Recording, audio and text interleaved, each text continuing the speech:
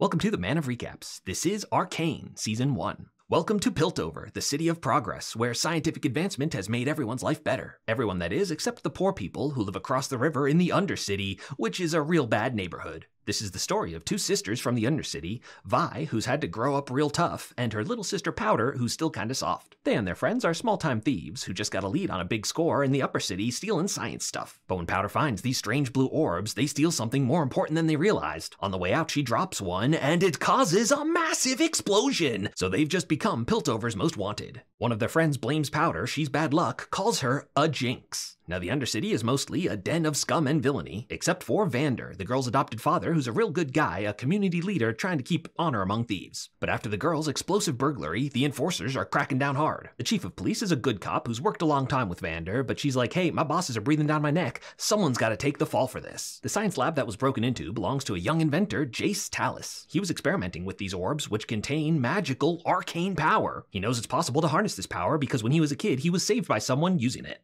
Jayce gets a visit from the head of the academy, the super cute Professor Heimerdinger. He's like, look Jayce, magic is way too dangerous, no more messing around with it. But another young inventor, Victor, thinks that magic has a lot of potential, so he secretly keeps working with Jayce on it, and these two become best friends. Now things in the Undercity have gotten worse, and Vi's like, why do we take this from them? We should fight back against Piltover. But Vander knows the cost of fighting all too well. He led the last big rebellion, which got a lot of people killed, including the girls' parents. And so to keep the peace, Vander takes the fall for the girls and turns himself in. But on the way out, they're ambushed, and Good Cop is killed by the scum of the Undercity, the crime boss Silco. He and Vander used to be best friends and led the rebellion together to free the Undercity into the independent nation of Zaun. But Silco's methods became too brutal, so Vander had to turn on him. Vi goes to rescue Vander, puts on his old steel gauntlets, and oh yeah, she packs a punch. She's taken on all of Silco's goons, but Silco has a secret weapon, the newly invented drug Shimmer. One of his men drink it and hulk out into a super strong rage monster. Powder followed outside, and she's a bit of an inventor herself, always makes these cute little bombs, but they don't really work very well. But now with the magic balls, she's got a bit more firepower. That night, in fact, Jayce and Victor had just figured out how to stabilize magic. But Powder did not, and her bomb goes off.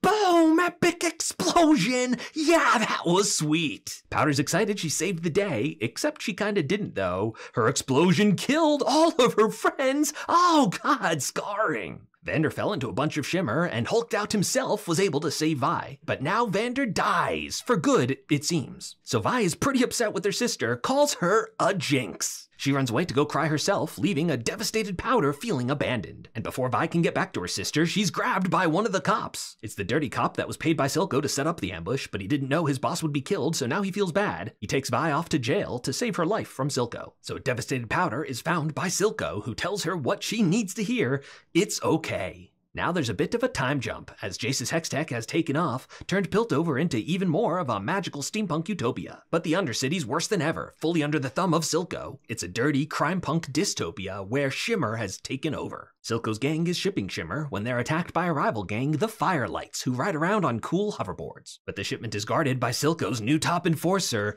Yes, it's Powder, all grown up, going by the name Jinx. Unfortunately, her mind is totally fractured, and she's got serious issues around her sister Vi. So Jinx whips out her massive minigun, her iconic weapon from the game, and fires at friend and foe alike, quite literally a loose cannon. But Silco always forgives her, he's got a soft spot for her, she's basically become his adopted daughter. And by the way, in case it comes up, Silco does these eye injections for whatever weird disease is in his eye. So while Piltover's having a party to celebrate how great they are, Jinx launches another attack and breaks into Jayce's lab again, where she steals a new and improved version of his magic blue balls. Yes, Jayce and Victor have stabilized these hex crystals even more. They can now be used to easily power a bunch of cool inventions, like Victor's ominous laser arm. They designed these to be mining tools, but they can very clearly be used as weapons. Heimerdinger has seen this before. Apparently he witnessed a hex tech apocalypse. He's like, look, I know I said this before, but magic is too dangerous. You gotta stop for real this time. But a young counselor, Mel, has taken an interest in Jayce's technology and in Jayce himself. She's a very savvy politician who gets the council to oust Heimerdinger and put Jayce in his place as new head of science. Jayce's first priority is to recover the stolen Hextech core. If the person who stole it was, say, an unstable genius savant, they could use it to build a super weapon. Working the case is dedicated enforcer Caitlyn. We met her before the time jump. She and Jayce used to date, but she's from a wealthy noble family and her mom didn't approve. Now her mother doesn't approve of Caitlyn becoming a cop, but Caitlyn's a bit of an idealist who wants to do a job that matters. So Caitlyn's about to crack the case when her chief tells her to drop it.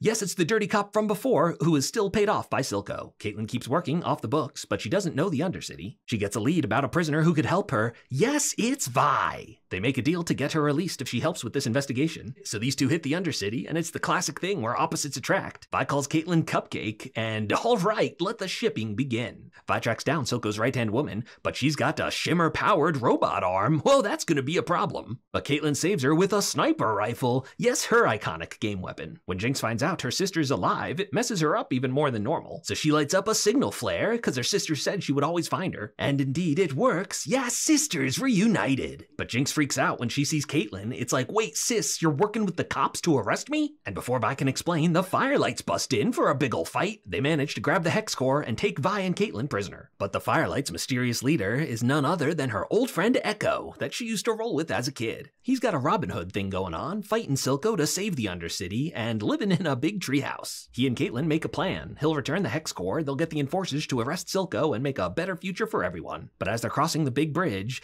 Dirty Cop's here to stop them. He's like, look Caitlyn, I'm not a bad guy, but Silco threatened my daughter. But now a bunch of Fireflies arrive, and wait, are those mechanical? Yes, they're Jinx bombs! Boom! And Jinx takes back the Hex Crystal. Vi rushes in to check on Caitlyn, so Jinx feels abandoned again, and Caitlyn becomes the new focus of her hate. As the girls get to safety, Echo stays behind to take on Jinx for an epic duel. Echo hesitates to kill his old friend, but Jinx drops one last bomb and blows them both up. Jinx survives barely, so Silco takes her to his best doctor, a character from the game, Singed, who turns out is the inventor of Shimmer and uses it to heal Jinx, which fractures her mind even further. Echo survives too, and he's found by none other than Professor Heimerdinger. After he was booted from the council, he went down to the Undercity to see how bad things have really gotten. Now he joins Team Echo at his cool underground treehouse. Caitlyn and Vi fill in the council, hey, Silco's the bad guy. And after this latest deadly attack, Jayce wants to retaliate. But Mel knows all too well that violence is a dangerous path, because Mel is originally from Noxus, a brutal, warlike empire. In fact, her badass mom has just come to town, the warlord Ambessa Medarda. She banished Mel a few years back for being too soft, but now Mel's brother was just killed by a rival back in Noxus. She wants Mel to come back home with Piltover Hextech weapons. So it's a complicated situation, there's no right answer on what to do. Jayce wants to fight the Undercity, but his new girlfriend Mel supports diplomacy. His ex-girlfriend Caitlyn wants diplomacy too, but her new girlfriend Vi wants to fight. She knows this won't end until Silco's dead. Caitlyn and Vi had quickly become very close. Oh, this ship is so on! But for now, it's off again. Sorry, Cupcake, we're just from two different worlds. So Vi teams up with Jayce and grabs his mining gloves.